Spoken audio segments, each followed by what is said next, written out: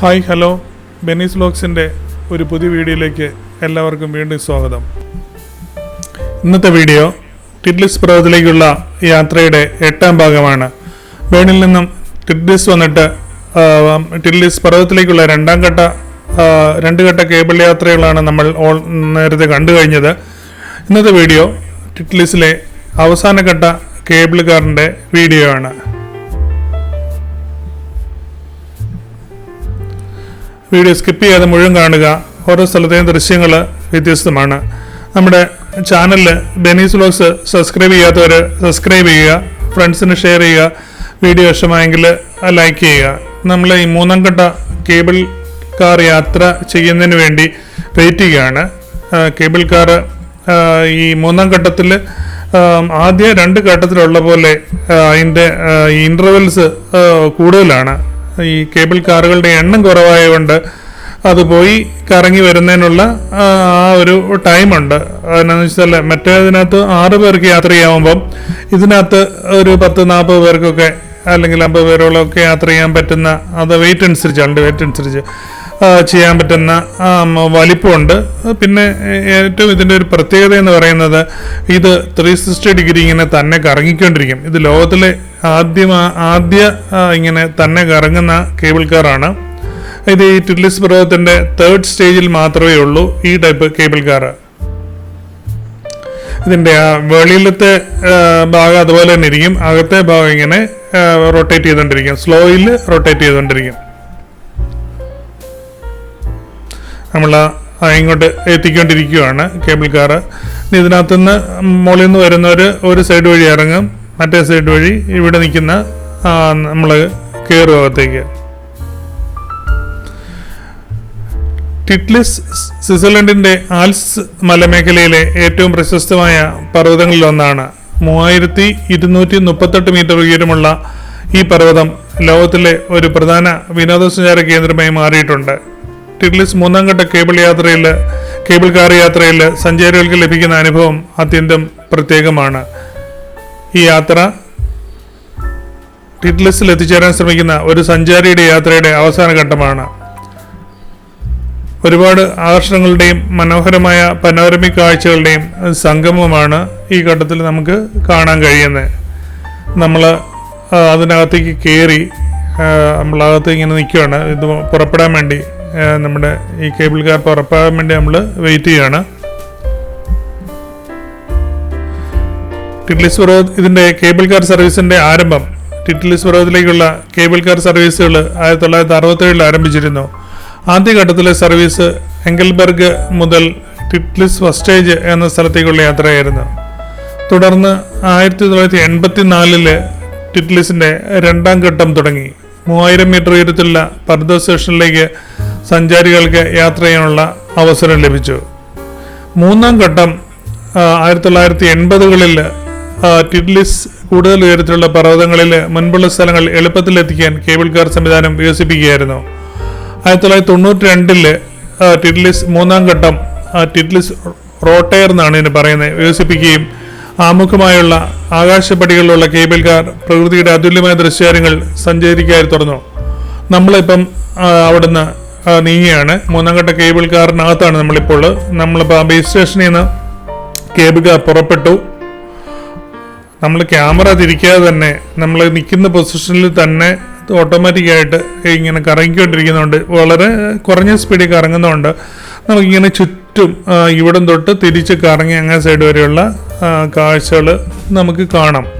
പക്ഷേ മറ്റുള്ള കേബിൾ കാറുകളിലൊക്കെ നമ്മൾ ഓരോ സ്ഥലത്തെയും വേണമെങ്കിൽ നമ്മൾ തിരിഞ്ഞു നിന്ന് മാറി എടുക്കണം. ഇവിടെ അത് വേണ്ട, നമ്മളവിടെ നിന്നാൽ മതി. ഔട്ടർ അതിൻ്റെ ഫ്രെയിംസ് അവിടെ ഇതായിട്ട് നിൽക്കും, സ്റ്റേഷനായിട്ട് നിൽക്കും. അകത്ത് നമ്മൾ നിൽക്കുന്ന പ്രദേശം വളരെ സ്ലോയിൽ മൂവ് ചെയ്യും, കറങ്ങി വരും.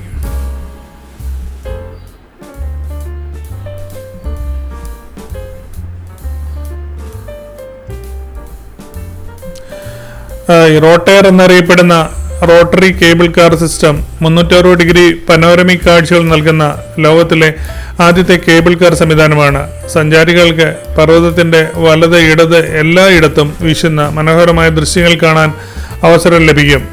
ഈ സിസ്റ്റം പർവ്വതത്തിലേക്കുള്ള യാത്രയെ കൂടുതൽ സങ്കീർണവും ഭംഗിയുള്ളതുമാക്കി മാറ്റുന്നു.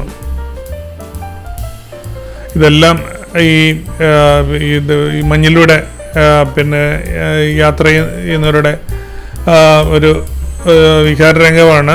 സ്കീയിങ്കാരാണ് ആ കാണുന്നത്. രണ്ടുപേർ ഇപ്പുറം നിൽപ്പുണ്ട്, ഒരാൾ മുകളിൽ നിന്ന് വരുന്നു. ഈ മഞ്ഞിലൂടെ സ്കീയിങ്കാരിങ്ങനെ പോവുകയാണ്. ഇപ്പം ഞങ്ങൾ പോയ അന്ന് ശനിയാഴ്ചയാണ്, വീക്കെൻഡിലാണ് ഇവിടെ കൂടുതൽ ആൾക്കാർ. വീക്കെൻഡിൽ നല്ല തെളിഞ്ഞ കാലാവസ്ഥയാണെങ്കിൽ അവർ ഈ സ്കീയിങ് ചെയ്യാൻ ഇറങ്ങും.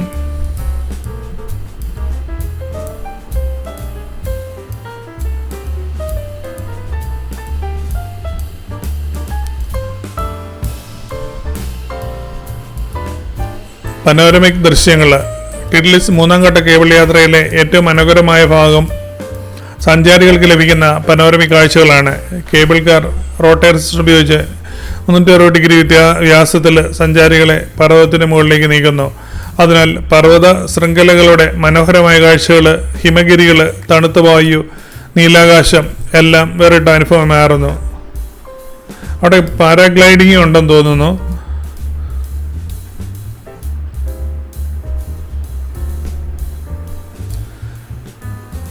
നമ്മൾ വന്നത് ആ ഭാഗത്തു നിന്നാണ്.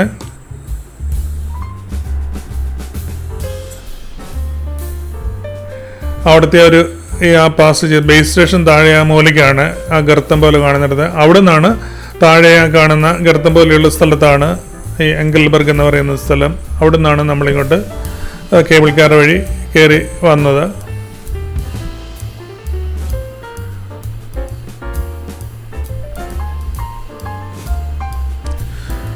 ടിറ്റ്ലിസ് ആൽപ്സ് മലമേഖലയിലെ ഏറ്റവും മഞ്ഞ് നിറഞ്ഞ പർവ്വതങ്ങളുള്ള സ്ഥലമാണ്.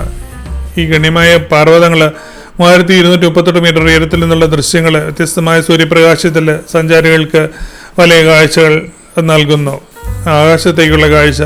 ടിറ്റ്ലിസ് 3ാം ഘട്ടം ആരംഭിക്കുമ്പോൾ ആകാശത്തേക്ക് ഉയരുന്ന ഓരോ നിമിഷവും സഞ്ചാരികൾക്ക് വ്യത്യസ്തമായ അനുഭവങ്ങൾ ലഭിക്കുന്നു. സൂര്യപ്രകാശം മഞ്ഞിലൂടെയുള്ള മലകളെ പ്രതിബിംബിക്കുമ്പോൾ നീലാകാശം ചേർന്നുള്ള കാഴ്ച എത്ര അവിസ്മരണീയമായിരിക്കും.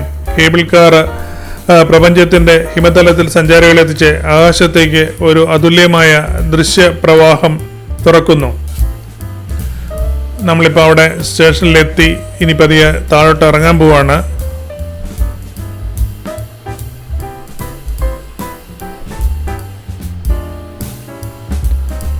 ഡോറ് തുറന്നു.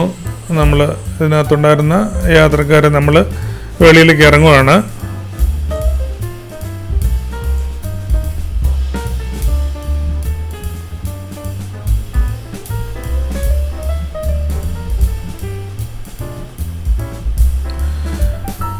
ഈ റോട്ടയർ എന്നറിയപ്പെടുന്ന റോട്ടറി സിസ്റ്റം യാത്രക്കാരെ 360 ഡിഗ്രി തിരിയുന്ന രീതിയിൽ പർവ്വതത്തിന്റെ മേൽഭാഗത്തേക്ക് കടത്തുന്നു.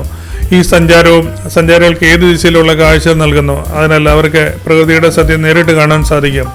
ടിറ്റ്ലിസ് 3ാം ഘട്ടം കേബിൾ കാർ യാത്ര ഒരു സഞ്ചാരിയുടെ ജീവിതം മാറ്റിമറിക്കുന്ന അനുഭവമാണ്. നമ്മളിവിടുത്തെ ആ ചില്ലുജാലങ്ങളിലൂടെ വെളിയിലെ ഇത് കാണുവാണ്. ഇതിലൂടെയാണ് നമ്മളിനി മേളിലേക്ക് എല്ലായിടത്തേക്കും പോകുന്ന പനോരമിക് ടെറസും ഗ്ലേഷ്യർ കേവും എല്ലാം ഇവിടെ നിന്നാണ് നമ്മൾ പോകുന്നത്. നമ്മുടെ ഈ 3ാം ഘട്ടം തീരുവാണ്. അടുത്ത് ഇനി നമ്മൾ ഗ്ലേഷ്യർ കേവിലേക്കാണ്. ഈ ഗ്ലേഷ്യർ കേവാണ് നമ്മൾ പോകുന്നത്. എല്ലാവർക്കും ഈ വീഡിയോ ഇഷ്ടമായെന്ന് കരുതുന്നു. വീഡിയോ ഇഷ്ടമാണെങ്കിൽ ലൈക്ക് ചെയ്യുക. അതുപോലെ തന്നെ നമ്മുടെ ചാനൽ സബ്സ്ക്രൈബ് ചെയ്യുക. അടുത്ത വീഡിയോ കാണുന്നവരെ എല്ലാവർക്കും നന്ദി, നമസ്കാരം.